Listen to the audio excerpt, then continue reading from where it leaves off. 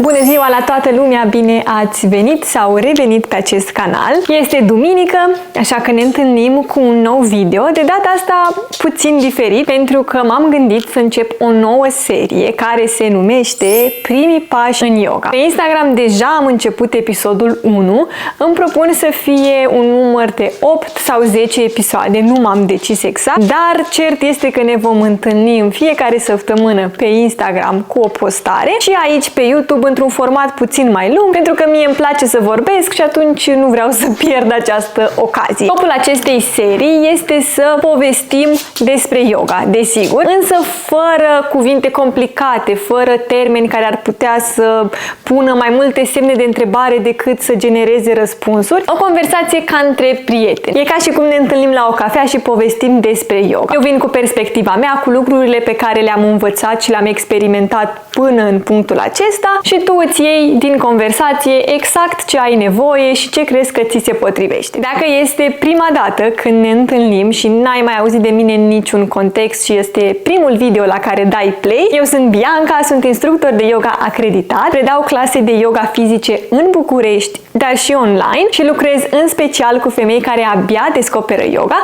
și le ajut să-și construiască un stil de viață conștient, atât pe saltea, dar mai ales în afara ei. Și ce topic mai potrivit puteam să aleg pentru primul episod din seria Primii pași în yoga decât acesta. Ce este yoga? Cu adevărat.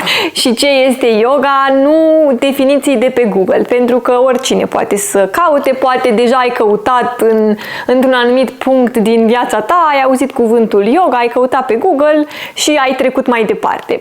Nu facem aici teorie, nu o să citim cuvânt cu cuvânt, în schimb o să auzi ce cred eu că este yoga, cu informațiile pe care le am până în punctul acesta, cu experiențele pe care le-am strâns în ultimul an de când predau și în ultimii 2 ani de când practic și spuneam că îmi doresc să fie fix ca o conversație, deci nu vor fi termeni complicați, nu ne încălcim în metafore, povestim relaxat, poți chiar să-ți iei cana de cafea, cana de ceai sau de turmeric latte și să tratezi discuția asta ca și cum am fi față în față și povestim despre yoga. Înainte să răspund la întrebarea ce este yoga cu adevărat, cred că ar fi interesant să știi ce credeam eu că este yoga înainte să încep să practic.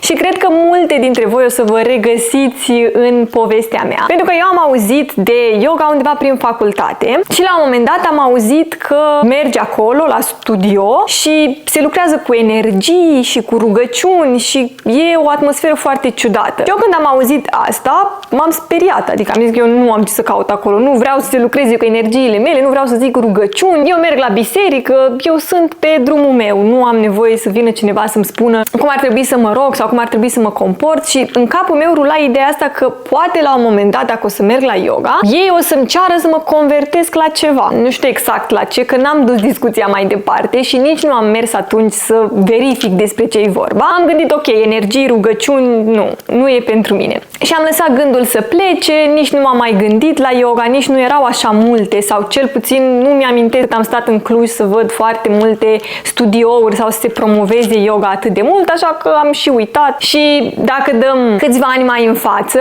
până în 2023, când am zis, hai să încerc yoga, pentru că am văzut că este pe ponton la Floreasca și era vară, eu nu prea aveam alte activități de făcut, nici nu voiam să oblig pe cineva să vină cu mine și am zis, mă duc la o clasă de yoga și vedem ce iese. Și mi-a plăcut foarte mult. Uitasem preconcepția mea cu energiile, cu rugăciunile și doar m-am dus să văd ce se întâmplă. Și din fericire n-a fost despre rugăciuni, nu a fost despre energii ciudate sau despre o atmosferă care să se fi simțit ciudat, pentru că altfel nu mai eram aici și nu vă mai povesteam. Am ținut să aduc și perspectiva asta și puțin din povestea mea personală. E normal atunci când auzim de un lucru nou să avem anumite preconcepții și yoga în România în continuare este văzută printr-o lentilă ușor blurată. Și atunci e cu atât mai greu să vezi exact ce este yoga și cum te-ar putea ajuta, pentru că până ajungi tu să-ți faci o părere sau până ajungi să încerci, apar foarte multe informații și preconcepții care vin în ajutorul tău, între ghilimele, și auzi din stânga că e despre rugăciuni, din dreapta că e cu energii,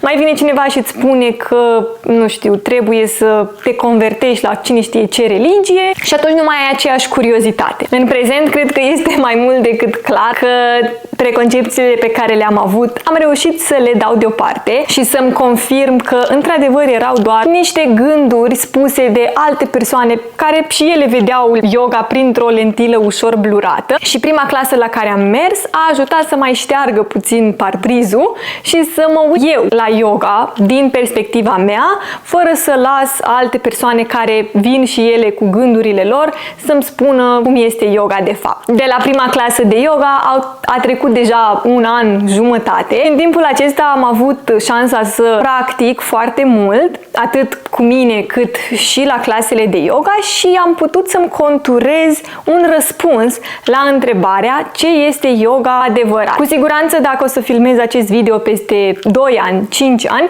răspunsurile s-ar putea să fie ușor diferite. Pentru că yoga este un mod de a trăi și atunci cu cât practici și trece un anumit timp, cu atât informațiile se sedimentează, ajungi într-un strat și mai profund și mai profund și mai redescoperi ceva, e ca o ceapă. Tot mai dai câte un strat jos și mai descoperi ceva și mai apar alte lucruri pe care nu le vezi și e perfect normal, este un proces. Nu e o definiție standard și pe aia o folosești și așa e toată viața. Au fost 3 întrebări care m-au fascinat foarte tare încă de când am început cursul de yoga. Nu mai amintesc exact unde mi-au apărut întrebările. Înainte să filmez videoul, am scos manualele de la curs și am început să le răsfoiesc pentru că nu puteam să-mi dau seama unde am văzut întrebările. Nu sunt în manual. Probabil le-am auzit într-un podcast chiar atunci la începuturi, când descopeream tot felul de resurse, dar au rămas cu mine încă din martie 2024 și abia recent au început să facă din ce în ce mai mult sens. Întrebările pe care le-am auzit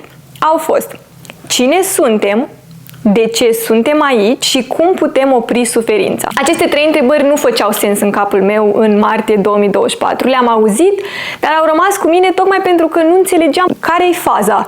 Adică eu știam despre yoga că mă ajută să dorm mai bine, să nu mă mai doară spatele și că mă ajută să-mi mișc corpul, dar nu înțelegeam neapărat legătura cu întrebările astea ușor existențiale din punctul meu de vedere. Dar pe măsură ce am parcurs modulele de la cursul de formare, care au durat 6 luni. Apoi am început să am practica mea regulată și apoi am început să predau și la studio. Mi-am amintit de aceste întrebări. Cine suntem? De ce suntem aici? Și cum putem opri suferința? A început să se lumineze puțin în mintea mea, să-mi devină din ce în ce mai clar că yoga nu este despre mișcare. Asta începusem să mă prind în primele module, pentru că îmi dădeam seama că mă simt mult mai bine, nu doar pentru că mi-am mișcat corpul, dar și pentru că am fost atentă la respirație și simțeam că plec cu o minte mai clară, mă simțeam mai bine cu mine și cu corpul meu.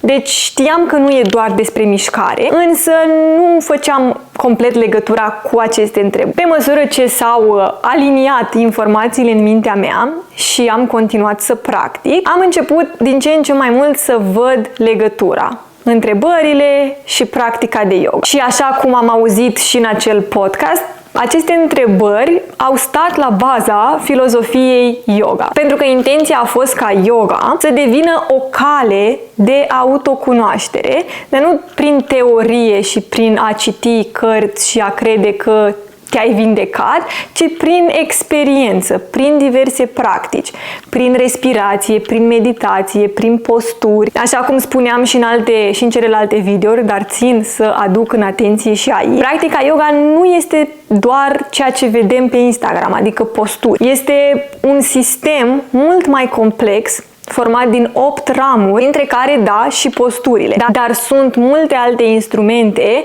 care completează acest sistem și multe dintre ele nu se văd. Noi reușim să vedem posturile pentru că le facem cu corpul nostru, dar în spate, practica yoga și filozofia yoga are mult mai mult backup, ca să zic așa, și este susținută mai mult decât de posturile fizice, care, by the way, ele au apărut foarte târziu în peisaj. Practica yoga datează de acum 3500 de ani, iar posturile, primele scrieri despre posturi au apărut undeva în secolul XV.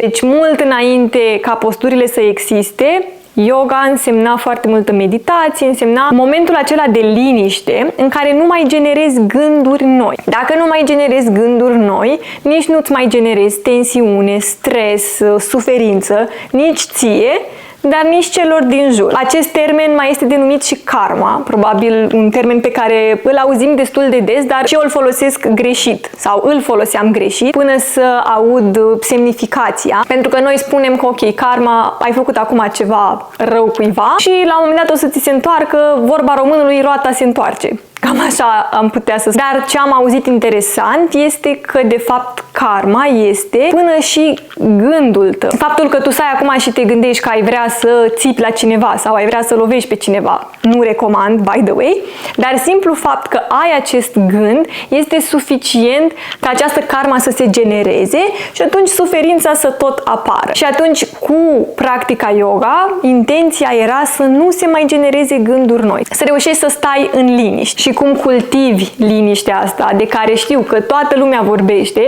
și chiar cred că e dificil să-ți imaginezi când nu ai încercat niciodată yoga. E dificil să-ți imaginezi cum o practică pe saltea ar putea să-ți pună mintea puțin pe pauză sau măcar să mai facă spațiu între ghemul ăla de gânduri care se strânge. Dar liniștea nu înseamnă să nu mai ai niciun gând. Nu înseamnă că iei mintea, o pui deoparte și te bucuri de liniște. Liniștea în zilele noastre și în mediul agitat pe care îl trăim înseamnă și câteva momente în care îți auzi respirația. Chiar dacă pe fundal rulează gânduri, am închis ușa, am plătit rata la bancă sau orice alte gânduri, simplu fapt că intenția ta merge către respirație este un moment de liniște și e la fel de benefic chiar dacă noi ne impunem niște limite și niște standarde și avem impresia că trebuie să fim zen și trebuie să fim calmi tot timpul. Yoga nu este despre asta și nici nu-ți cere să nu mai ai niciun gând, să îți iei mintea și să o pui deoparte, mai ales în vremurile în care trăim, unde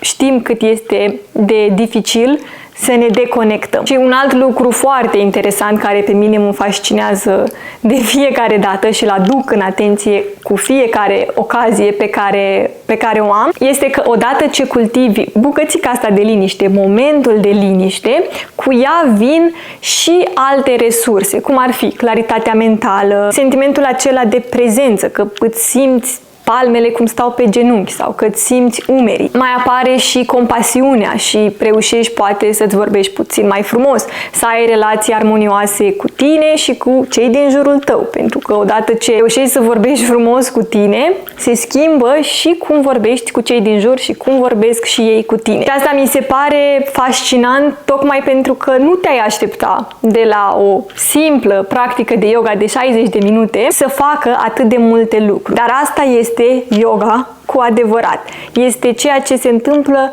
după ce pleci de pe saltea. Nu este doar mișcarea, doar faptul că vii, ai făcut 5 posturi, te-ai relaxat, ai plecat acasă și s-a încheiat. Ea continuă.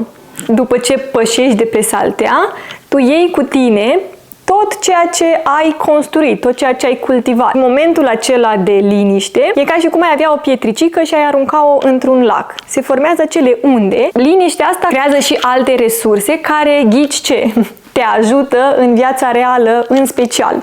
Evident că te ajută și pe saltea, dar mai ales în viața reală. Cum să iei decizii mai bune, cum să dormi mai bine, cum să ai grijă de tine, cum să te comporți când greșești, poate. Acesta ar fi răspunsul meu elaborat la întrebarea ce este yoga cu adevărat. Este o cale prin care găsești răspunsuri la întrebările care cu siguranță ne țin pe mulți dintre noi treji noaptea. Cine sunt? De ce sunt aici?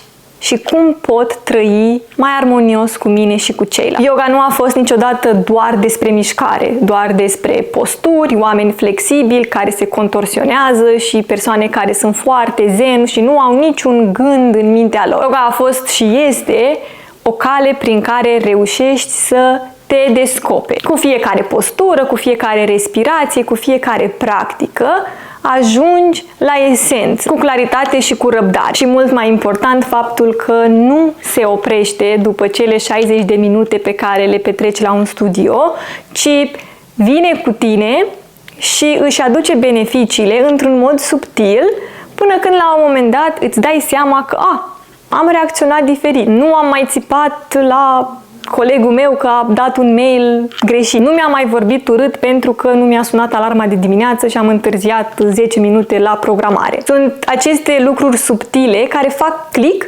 și apoi dintr-o dată se leagă. Și așa se leagă și răspunsurile care apar la întrebările astea existențiale pe care, cum spuneam, le avem și ne mai țin noaptea cu ochii pe pereți. Am ajuns la finalul episodului 1 din seria Primii pași în yoga și sper că informația ți-a fost utilă și valoroasă și că pune o cărămidă la noua ta perspectivă în legătură cu practica yoga. Ne revedem săptămâna viitoare cu episodul 2 din această serie, dar până atunci m-ar ajuta foarte mult susținerea ta, un like, un share, un comentariu, orice ce crezi tu că ar ajuta să ducă această serie cât mai departe și să ajungă la persoanele care vor să înceapă yoga, însă din diverse motive nu știu de unde să înceapă. Pentru că scopul seriei este fix acesta: să construim împreună o perspectivă nouă și tu să poți să începi practica ta cu încredere. Ne vedem săptămâna viitoare.